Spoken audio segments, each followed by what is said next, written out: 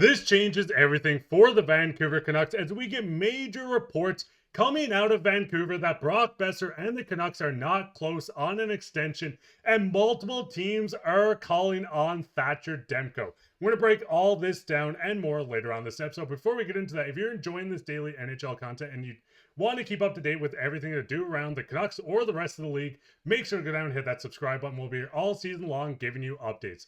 But with that, we got to hop straight into this series where there's so much coming out of Vancouver right now. But the first thing we see from Cam Robinson of Elite Prospects saying, I'm told that both Brock Boeser and the Canucks understand what each other's side wants, and it's not the same thing at this point. Teams continue to call on him while the club considers the value of using him as their own rental for a player up front if common ground can't be found. Now, I'm just going to throw right to what is your initial thoughts on seeing that after all the build-up this year, it truly seems like the Canucks and Brock are not even close on an extension?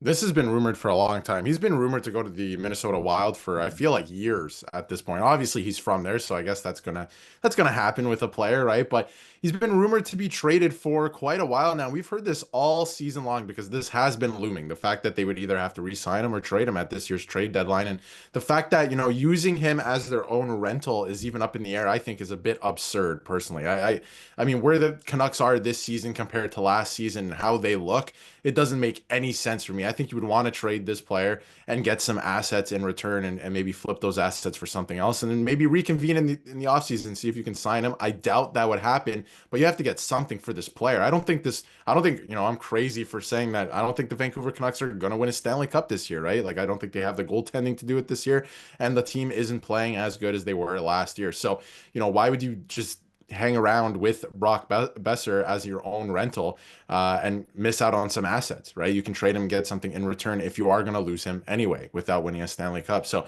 I think that's the way they should go. Again, I'm looking at it from the outside looking in, but I know he's been there for a while and Canucks fans do like this player, but he can also get you pretty good value at this year's trade deadline. So I think that's the move that they should go with. And again, I don't think it's likely that he re-signs with Vancouver. So why not get something in return for him? And the biggest thing is, like you said, if this was going into last trade deadline, sure, keep them. They were a contender. They looked like the hottest team in the West for quite some time, especially at the start of the year.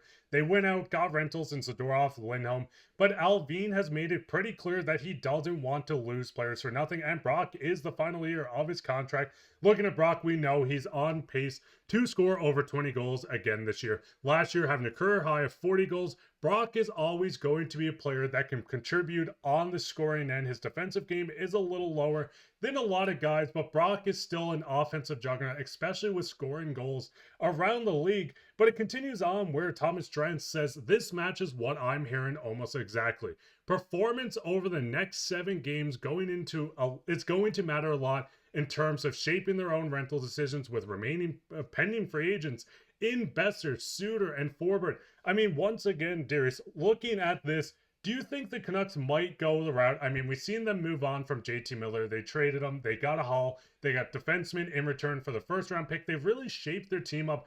Could you see them maybe going and saying, hey, we can't give Brock the $9 million he wants. Let's move him right now, get a few picks, and then move it once again for more impact players to join the team right now to maybe make a push for the playoffs?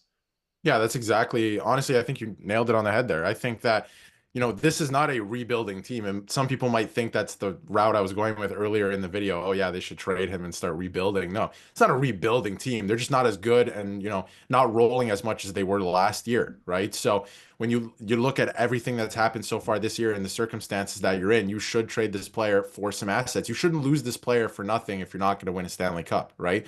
So trade the player, get some assets in return, and then flip those assets. You don't have to keep them or use the draft picks and draft players and wait for them to develop. You can flip those assets to go out and get other pieces that can play and help your team right now. So I think that you nailed it there. I think that that's exactly what they should do. It's a no-brainer for me. I don't think this team is going to win the Stanley Cup or even go a couple rounds deep this year, as sad as it is to say for Canucks fans, but I don't think it's going to happen. And you shouldn't lose a player for nothing if you know that that is the case. This would be a different story if you're like, okay, the Canucks have a very realistic chance of going very deep this year. They have the goaltending, all the pieces, they're playing really well, but that isn't the case for me at least. So it makes perfect sense for them to move off of this player, get some assets, and then flip those assets, whether it's this year at the deadline still or next year, right? And kind of build up the team again from there. And that's the biggest thing. Like I said, they don't want to lose players. We've seen Zadorov walk after giving a haul for him from Calgary. We've seen Lindholm acquired as well. And once again, they lost him to nothing. And of course, to the Boston Bruins, which no one was happy about.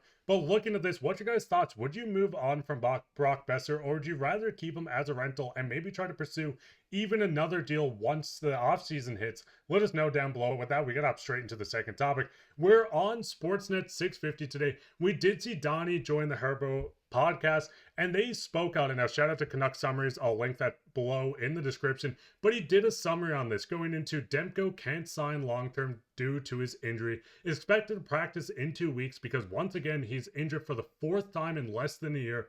Doesn't know what the Canucks will do with him. We'll probably hear his name pop up in trade rumors. And even this podcast went as far to say the Hurricanes acquired about Demko. The Canucks didn't bring him up to them, but he was, of course, acquired. Now, looking at this, what's your thoughts on, once again, another key part of the Canucks last year in Thatcher Demko? He does have 2 years left. You do have just room with him. You can keep him. He was a Vezina finalist, but with all these injuries, with them signing Kevin Lankinen, do you think there actually is a possibility that maybe they say, hey, let's move on from this guy? The injury history is kind of starting to scare us. We have our starting goaltender in Kevin Lankinen, or would you rather see maybe a two-headed monster and keep both these guys into next year?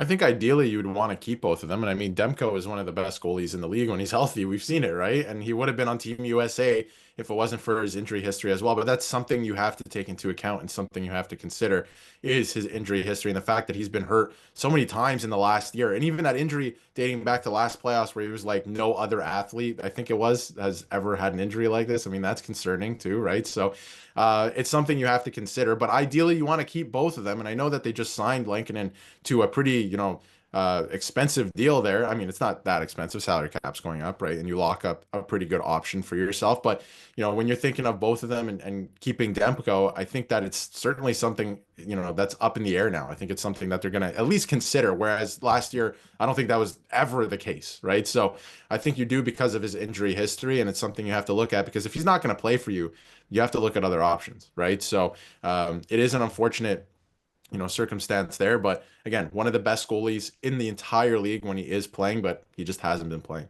And I mean, the biggest thing is if you're looking at Demko's stat, as we said, a Vezina candidate last season, having 34 wins, 14 losses with a 918 save percentage. He has been outstanding, a $5 million contract. This is an absolute steal when he's healthy. Now, the biggest thing is Lankinen came in. We're seeing how well he's playing, setting NHL records. The longest win streak to start a road season in the NHL with 10 straight. This is above guys like Marty Brodeur.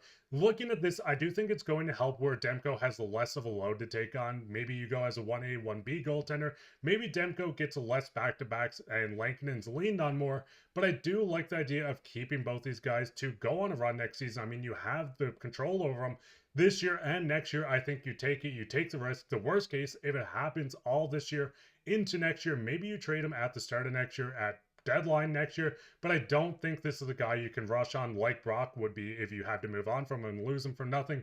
But what's your guys' thoughts on this? What's your thoughts on the Brock Boeser news? Would you move on from him? And what's your thoughts on Thatcher Demko? As good as he's been with Lankinen and sign, would you move on from him as well? Let us know down below. While you're down there, leave a like, subscribe, share this with your friends. We'll be back with another episode, so keep your eye out for that. But I've been your host, Mark, with my co-host, Darius, and take care.